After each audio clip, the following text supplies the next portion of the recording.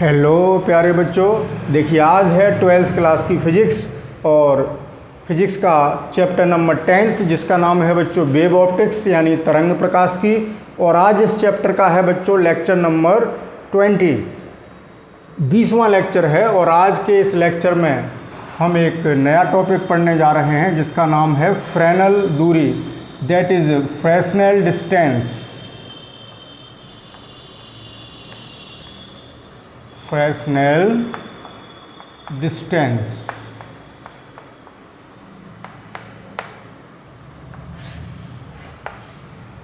अब आप कहेंगे सर हमें ये हेडिंग तो अपनी एनसीईआरटी की बुक में नहीं मिल रहा। बच्चों है, आप ध्यान से देखें, हमने जब विवर्तन पढ़ाया और हमने कल के लेक्चर में यानी 19th लेक्चर में जब सूक्ष्मदर्शी की विभेदन सीमा और क्षमता कैलकुलेट की थी, उसके बाद आपको बुक में एक हेडिंग मिलेगा किरण प्रकाशिकी की वैधता।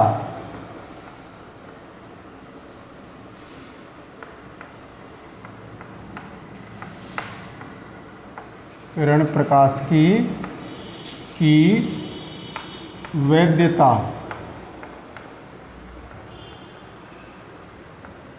That is validity of ray optics।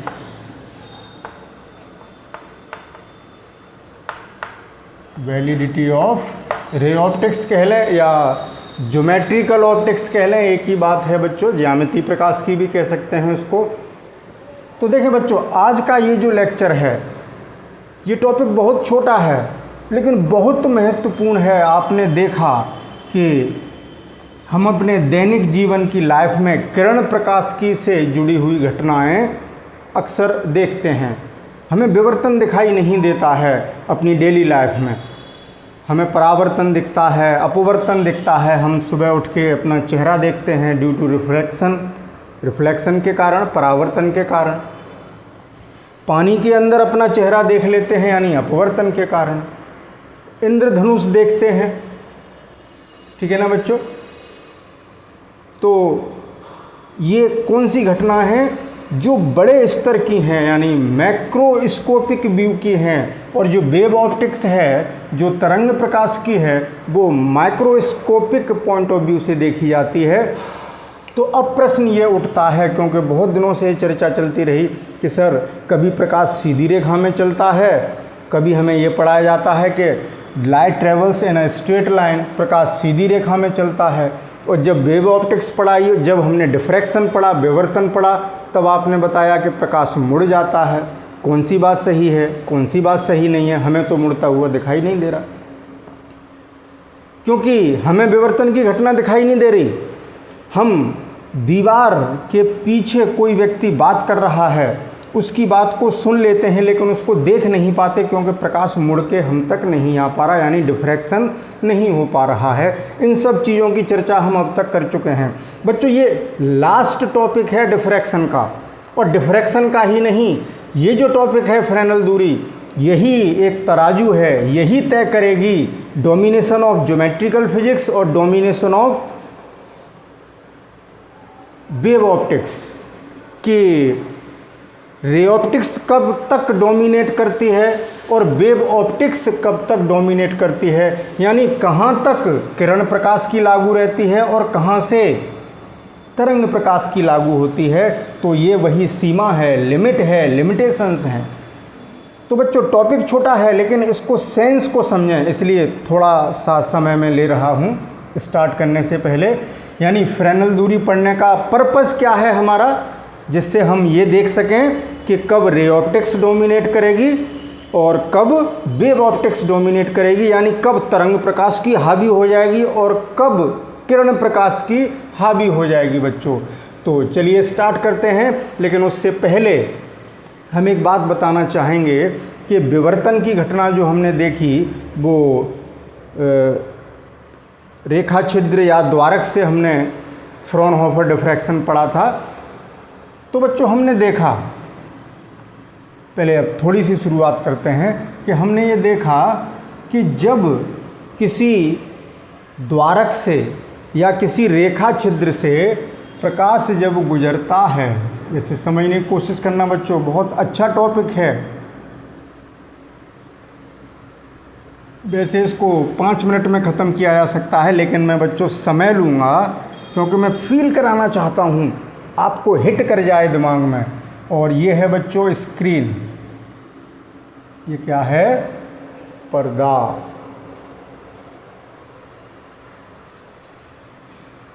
तो अगर प्रकाश सीधी रेखा में चलता, अनंत से किरणें आ रही होती बच्चों, समांतर किरणें अनंत से आती, जैसे सूर्य से आने वाली किरणें, तो इस रेखा छिद्र का जो प्रतिबिंब बनता, जो यहाँ पर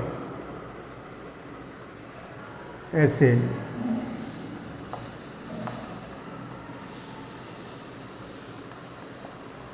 इस पर्दे पर इतने हिस्से में उजाला होना चाहिए, ब्राइट स्पॉट मिलना चाहिए इसका इतने हिस्से में, क्योंकि प्रकाश सीधी रेखा में चलता है। इतने हिस्से में हमें क्या मिलना चाहिए था? ब्राइटनेस, उजाला मिलता, रोशनी, यही तो होना चाहिए था अकॉर्डिंग टू किसके अंतर्गत? ज्यामिति प्रकाशिकी या किरण प्रकाशिकी के अनुसार प्रकाश सीधी रेखा में चलता है, मुड़ता नहीं है। और इस तरीके से ज्यामिति से देखते तो यहाँ पर हमें ब्राइट मिल जाता। लेकिन बच्चों जब हमने विवर्तन पढ़ा तब हमने देखा कि जो ब्राइटनेस थी वो यहाँ तक न होकर प्रकाश उस क्षेत्र में भी पहुँच गया था जहाँ पर अंधेरा होना चाहिए, जहाँ पर डार्क होना चाहिए, ठीक है ना? तो प्रकाश विवर्तित होकर पहुँच गया था ऐसे करके। तो हमें उजाला इतने हिस्से में मिला था, वो पैटर्न आपको पता है। फिर डार्क मिला था, फिर सेकेंडरी मैक्सिमा मिले थे, ठीक है ना? वो अब उसकी चर्चा नहीं कर रहे, ये सब आप पढ़ चुके हैं। तो बच्चों अब बात ये आती है कि ज़रा ध्यान से समझें कि जो विवर्तन की घटना है वो स्टार्टिंग से ही नहीं हो गई। ये जो फैलाव है, प्रकाश जो मुड़ गया और वहाँ पर उसका जो विस्तार हुआ, उसके विस्तार का कोण अगर थीटा हो और पर्दे की दूरी अगर बच्चों डी हो इस रेखा छिद्र से, तो जो कोणीय विस्तार है थीटा, यानी जो आपने सेंट्रल ब्राइट की कोणीय चौड़ाई देखी थी, तो थीटा बराबर लैम्बडा अपॉन ए। मैं लगभग लिख रहा हूँ, एग्जैक्ट नहीं है ये, लगभग।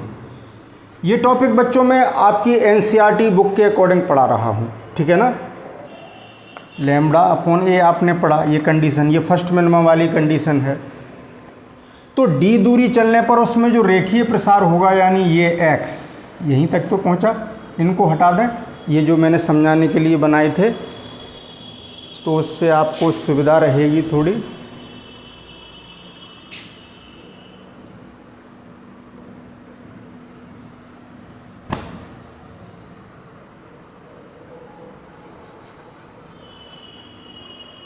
ये डिस्टेंस यहाँ तक पहुँचा प्रकाश, ये डिस्टेंस, उसका रेखीय प्रसार जो हुआ, जो फैलाव है वो x है। तो x बच्चों कितना हो जाएगा? D theta. इतना आप सीख चुके हैं। x इक्वल्स टू कितना हो जाएगा? डी थीटा, क्यों? कोण बराबर चाप बटे त्रिज्या, उससे कितना आ जाएगा? x बराबर डी इंटू थीटा। ये कई बार बता चुका हूँ मैं। जितनी डिस्टेंस आगे बढ़ते जाओगे फैलाव आगे बढ़ता जाएगा। पर्दे को मैं और आगे ले जाऊँ तो फैलाव और बढ़ जाएगा, तो डिस्टेंस से मल्टीप्लाई हो गया। या ऐसे समझ सकते थे कि टेन थीटा इक्वल्स टू लंब बटे आधार, ऐसे भी, या चाप बटे त्रिज्या, वैसे ही समझ लो। ये इस पर ज़्यादा चर्चा नहीं करनी, ये सब पढ़ा चुके हैं बच्चों। इतना आपको ध्यान है कि रेखीय उसका जो प्रसार है वो हम इस दूरी से मल्टीप्लाई करके निकाल लेते हैं। तो x कितना आ गया? डी लैम्बडा वाई ए। ये क्या है बच्चों? यहाँ पर इस रेखा छिद्र, इस स्लिट या द्वारक का जो अपर्चर है, जो चौड़ाई है, वो कितनी है? ए है। तो इतना फैलाव उसमें हो जाता है, ठीक है? अब ज़रा ध्यान से देखें, अगर हम इस स्क्रीन को पीछे ले आएं तो ये फैलाव कम होता जाएगा। और भाई विवर्तन की घटना क्या है कि प्रकाश उस जगह भी पहुंच गया जहां पर अंधेरा था, और उम्मीद से ज़्यादा बड़े हिस्से में हमें उजाला यानी ब्राइट मिल गया था। लेकिन अगर पर्दे को पीछे ले आएँ तो कंडीशन ऐसी आएगी कि ये कम होता जाएगा फैलाव। जैसे फॉर एग्ज़ाम्पल मैं स्क्रीन को यहाँ ले आऊँ अगर, तो देखें रोशनी इतने हिस्से में ही होगी जितनी कि ज्योमेट्रिकल फिजिक्स से मिलनी चाहिए थी, कि जैसे प्रकाश सीधी रेखा में चलता तो इतने हिस्से में ही छाया उत्पन्न, वो उजाला उत्पन्न करता। बच्चों में छाया बोल जाता हूँ, ऑब्स्टेकल की बात कर जाता हूँ, अवरोध की बात ध्यान आ जाती है।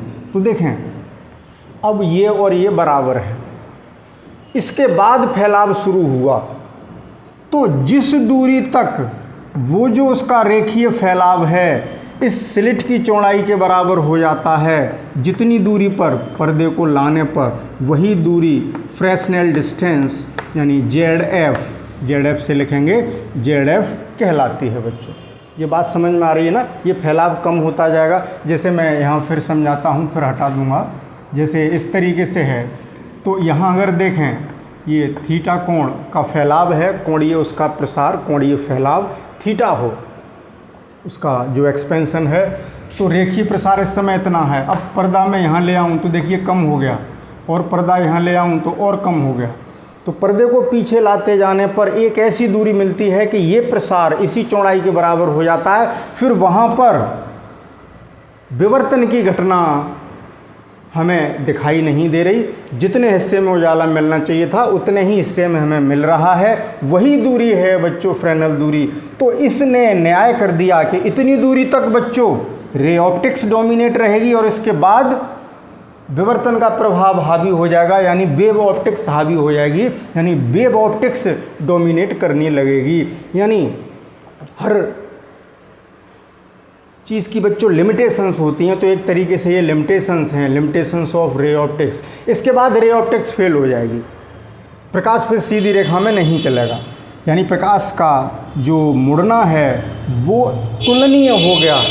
सॉरी बच्चों, थोड़ा शोर शराबे की वजह से सॉरी बोल रहा हूँ।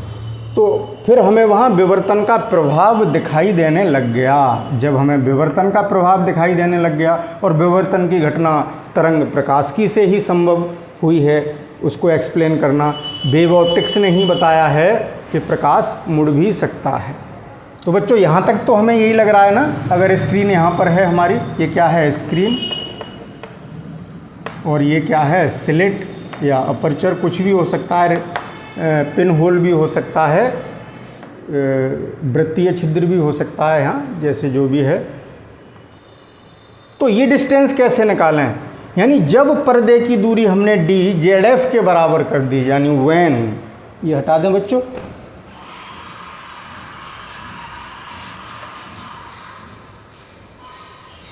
आपको ये लग रहा होगा बच्चों मैं बहुत ज़्यादा बोल रहा हूँ ज़रा से टॉपिक के लिए, लेकिन बच्चों बड़ा इंटरेस्टिंग टॉपिक है। ये दोनों थ्योरीज़ की औकात बता रहा है कि बच्चों तुम कहाँ तक डोमिनेट करोगे, तुम कहाँ तक डोमिनेट करोगे। तो अच्छी चीज़ है बच्चों, तो ढंग से पढ़ लेते हैं। यानी व्हेन, जब डी किसके बराबर हो, ZF के बराबर, फ्रेस्नेल डिस्टेंस के बराबर तक पर्दे को खिसका लाएं, उस समय हमारा जो ये x था वो कितना रह गया, a के बराबर, यानी x इक्वल्स टू रह गया a के बराबर, यानी जो प्रसार था वो स्लिट की चौड़ाई के बराबर हो गया। तो इस इक्वेशन में पुट कर देते हैं, तो a इक्वल्स टू x के स्थान पर a और d के स्थान पर ZF Fresnel distance into lambda by a, into lambda by a। तो ZF यहाँ से कितना आ गया बच्चों, देखिए a से यहाँ मल्टीप्लाई होगा, a स्क्वायर हो जाएगा अपॉन लैम्डा, ये आ गया फ्रेस्नेल डिस्टेंस का एक्सप्रेशन, है ना बच्चों। 1 मिनट का टॉपिक था, लेकिन इसको बोध कराना ज़रूरी था बच्चों, क्योंकि जब मैं पढ़ता था तब मुझे भी बड़ा कन्फ्यूज़न होता था, इसलिए कि आपको वो परेशानी न हो। मैं ये समझ नहीं पाता था ये क्यों पढ़ रहे हैं हम, क्या मतलब है इस फ्रेस्नेल डिस्टेंस का। तो मैंने समझाने की कोशिश की है बच्चों, और अब मैं एक परिभाषा भी बनाऊंगा इसकी, जिससे कि आपको और क्लियरली समझ में आ जाएगी। तो यहाँ पर पहले गणितीय रूप में समझ लेते हैं। तो यहाँ आप फिगर से देख रहे हैं कि व्हेन, यानी जब पर्दे की दूरी ZF से ज़्यादा होती है, जेड एफ से आगे बढ़ेंगे तो विवर्तन प्रभाव लागू होने लगेगा, दिखने लगेगा, यानी वहाँ वेव ऑप्टिक्स यानी तरंग प्रकाश की हावी हो जाएगी।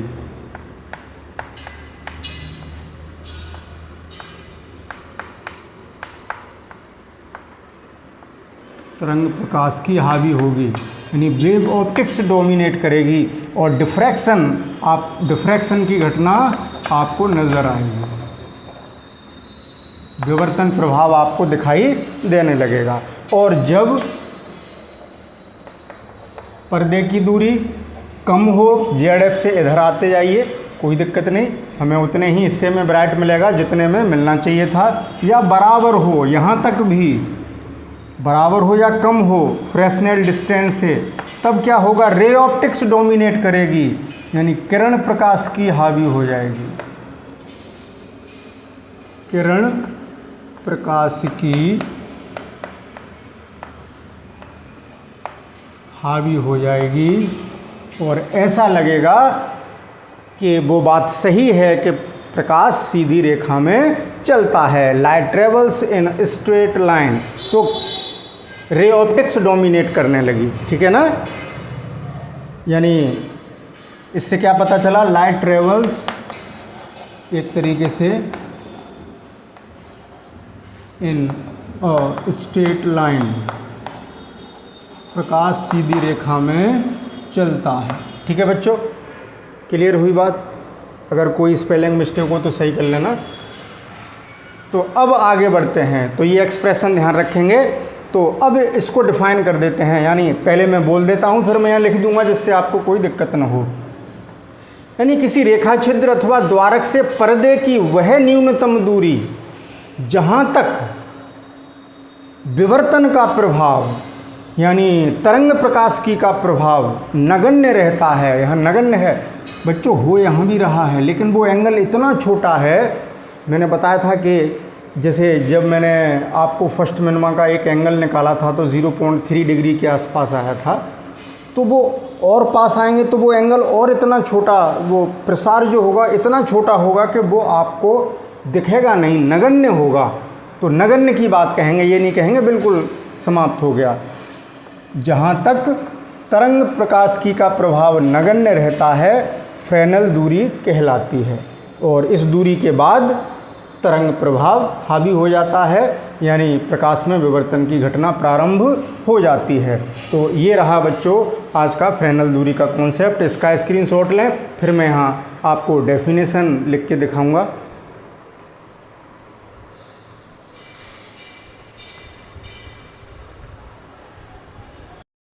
तो बच्चों जो कुछ अभी मैंने समझाया था वो मैंने यहाँ लिख दिया कि किसी द्वारक अथवा रेखा छिद्र से पर्दे की वह अधिकतम दूरी जहाँ तक प्रकाश में विवर्तन का प्रभाव नगण्य होता है, यानी वेव ऑप्टिक्स, ठीक है, अर्थात ज्यामितीय प्रभाव हावी होता है, यानी ज्योमेट्रिक यानी रे ऑप्टिक्स हावी हो गई। फ्रेनेल दूरी यानी फ्रेस्नेल डिस्टेंस कहलाती है या जेड एफ कहलाती है, ठीक है, फ्रेस्नेल डिस्टेंस कहलाती है। और इस दूरी के बाद क्या होगा बच्चों, विवर्तन प्रभाव हावी हो जाएगा, ज्यामितीय प्रभाव। वो चाहो तो आप बढ़ा सकते हो इसमें, वैसे इतना काफ़ी है, पर्याप्त है इतना याद रखना, लेकिन आप चाहो तो यहाँ समझ सकते हो। तथा इस दूरी को तय करने के बाद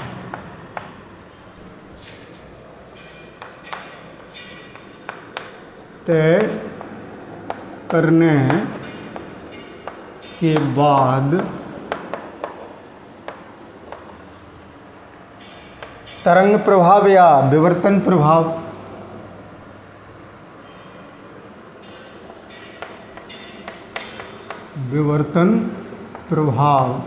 एक तरीके से विवर्तन प्रभाव बच्चों कहाँ से आया, वेव ऑप्टिक्स से, यानी तरंग के गुण से। विवर्तन प्रभाव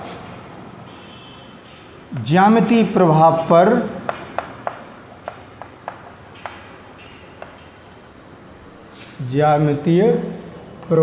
पर हावी हो जाता है।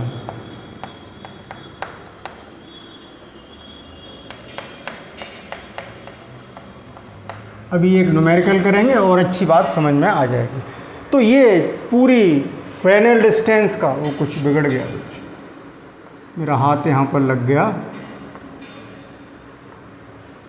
खैर आप समझ जाएंगे जब स्क्रीनशॉट लेंगे कहीं कुछ बिगड़ गया हो तो क्या मतलब रहा कि ZF तक कौन हावी रहेगा, रे ऑप्टिक्स, और ZF दूरी तय करने के बाद वेव ऑप्टिक्स हावी हो जाएगी। ठीक है ना, तो बात क्लियर हो गई होगी। इसका स्क्रीनशॉट ले लें। फिर चलेंगे बच्चों, इसी कॉन्सेप्ट पर आधारित एक आपकी NCERT बुक में न्यूमेरिकल दे रखा है, तो अपनी बुक निकाल लीजिए ज़रा, वीडियो को पॉज करके। पहले इसका स्क्रीनशॉट ले लें, फिर वीडियो को पॉज करें, बुक निकालें, फिर मैं एक न्यूमेरिकल कराता हूँ। बिल्कुल कॉन्सेप्ट क्लियर हो जाएगा। दूध का दूध, पानी का पानी। तो बच्चों चलते हैं अब न्यूमेरिकल पर। ये रही आपकी बच्चों NCERT बुक, और इसमें क्वेश्चन नंबर 10.10 सॉल्व करते हैं। आप बुक लेके बैठे होंगे, मैंने अभी बोल रखा था आपसे। क्वेश्चन ये है बच्चों, उस दूरी का आकलन कीजिए, उस दूरी का आकलन कीजिए जिसके लिए किसी 4 मिलीमीटर के आकार के द्वारक, यानी द्वारक का साइज दे रखा है, दैट इज़ ए से लिखते हैं द्वारक का साइज, 4 mm दे रखा है। लगे हाथों मीटर में कन्वर्ट कर लें, कितना हो गया, 4 × 10⁻³ मीटर। आगे, तथा 400 नैनोमीटर तरंगदैर्घ्य के प्रकाश के लिए, यानी प्रकाश की वेवलेंथ 400 नैनोमीटर दे रखी है बच्चों। नैनोमीटर, इसको मीटर में कन्वर्ट करें, 400 × 10⁻⁹ मीटर। तो इसको लिख सकते हैं 4 × 10⁻⁷, 2 ये 0 हैं इसलिए मीटर, ये हो गया एग्जैक्ट। अब क्वेश्चन सुन लें, उस दूरी का आकलन कीजिए जिसके लिए किसी 4 mm के आकार के द्वारक तथा 400 नैनोमीटर तरंगदैर्घ्य के प्रकाश के लिए किरण प्रकाश की सन्निकट रूप से लागू होती है, यानी वैलिड है, यानी वो हावी है। और कहाँ हावी होती है किरण प्रकाश की रे ऑप्टिक्स?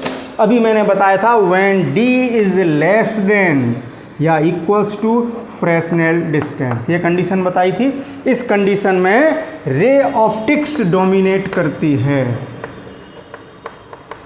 हावी होती है, यही पूछ रहा है, यही कंडीशन। तो बच्चों ZF हमें पता है, यानी ये D दूरी निकालनी है कि यानी पर्दे की दूरी कितनी हो। तो D less than equals to, अभी हमने बताया था आपको कि ZF फ्रेस्नेल डिस्टेंस कितनी होती है, λ²। ओहो हो सॉरी बच्चों, क्या जल्दबाजी हो गई। A² y λ, यहाँ लिख दें A² y λ। वैल्यू पुट करते हैं, बहुत सिंपल सा क्वेश्चन है। लेकिन अभी हमने जो फ्रेनेल दूरी पढ़ी उसको पूरी तरीके से समझा दे रहा है। तो D is less than equals to कितना, A², वैल्यू पुट करिए A², यानी 4 का स्क्वायर 16 और इसका स्क्वायर 10⁻⁶ अपॉन लैम्डा 4 × 10⁻⁷। तो ये कितना आ गया, सॉरी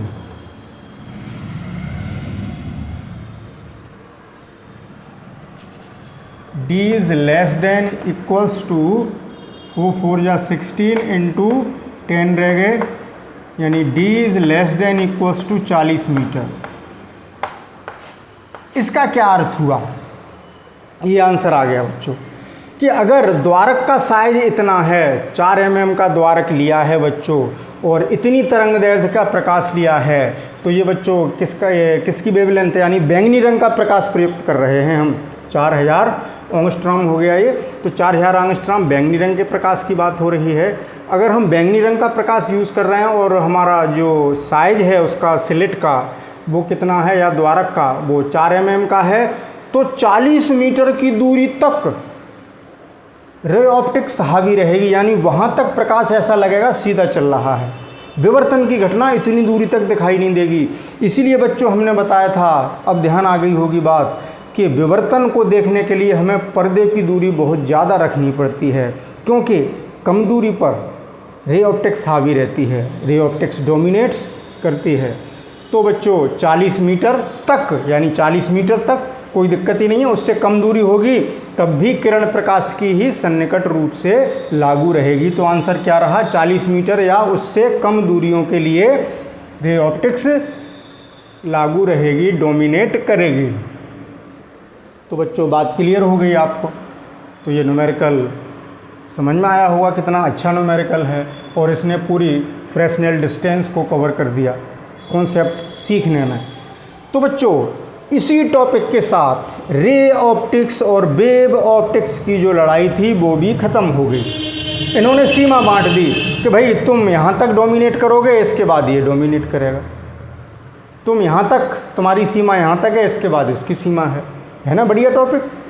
तो बच्चों दोनों थ्योरीज़ का जो गोलमाल था वो क्लियर हो गया, और हमने बच्चों इसी टॉपिक को पढ़ने के साथ विवर्तन की घटना को भी समाप्त कर लिया। बहुत दिनों से विवर्तन चल रहा था, आप भी बोर हो गए थे और मैं भी पढ़ाते पढ़ाते बोर हो गया था कि ये विवर्तन कब ख़त्म होगा। विवर्तन ख़त्म नहीं हुआ है बच्चों, आपके सिलेबस के अकॉर्डिंग ख़त्म हो गया। विवर्तन तो बहुत ब्रॉड है, तो आपने तो केवल एक सिंगल स्लिट से डिफ्रैक्शन पढ़ा है, वो भी फ्रॉनहोफर डिफ्रैक्शन। चलिए खैर ये बात नहीं कर रहे, लेकिन बच्चों मैंने देखा कि एक कॉन्सेप्ट और है। वैसे अब हम एक बहुत खूबसूरत घटना, बहुत सुंदर घटना, एक नया टॉपिक आने वाला है जिसको स्टार्ट करेंगे, क्योंकि डिफ्रैक्शन समाप्त, जिसको कहते हैं पोलराइजेशन यानी ध्रुवण। बहुत आनंद आएगा उसमें, बहुत अच्छा फिनोमेना है, ठीक है ना। लेकिन हलवा नहीं है, उसको भी मन लगा के पढ़ना पड़ेगा। लेकिन बच्चों ध्रुवण पढ़ाने से पहले एक टॉपिक रह गया है, डॉपलर इफेक्ट। अब तक बच्चों हमने किसका खेल ख़त्म कर दिया, विवर्तन का, यानी डिफ्रैक्शन का। डिफ्रैक्शन से हमने क्या कर लिया, बाय बाय, इससे हो गई बाय बाय। अब क्या शुरू होगा, पोलराइजेशन। बहुत सुंदर सी घटना, जब आगे चर्चा करेंगे तब आपको बड़ा आनंद आएगा। तो शुक्र है कि 20वें लेक्चर तक हमने डिफ्रैक्शन को बाय बाय कर दिया है। पोलराइजेशन शुरू करेंगे, लेकिन इसको शुरू करने से पहले एक टॉपिक रह गया है जिसको कहते हैं डॉपलर प्रभाव। इसको बच्चों मैं कल के लेक्चर में आपको पढ़ाऊँगा, फिर इसके बाद हम शुरू करेंगे पोलराइजेशन। डॉपलर प्रभाव ये भी बहुत अच्छा फिनोमेना है, आनंद आएगा आपको। तो कल का वीडियो देखना ना भूलें, कल का लेक्चर ज़रूर देखें बच्चों, ठीक है। तो ठीक है बच्चों, मिलते हैं कल एक नए टॉपिक के साथ, Doppler's effect in light waves, प्रकाश में। फर्स्ट ईयर में आपने डॉपलर प्रभाव ध्वनि तरंगों में के रूप में पढ़ लिया है, लेकिन प्रकाश में पढ़ेंगे, फिर उसके बाद पोलराइजेशन शुरू करेंगे। तो मन लगा के नोट्स बनाइएगा और रिवीजन करिएगा, अच्छी सी तैयारी करिएगा। Okay, thank you for watching, good bye.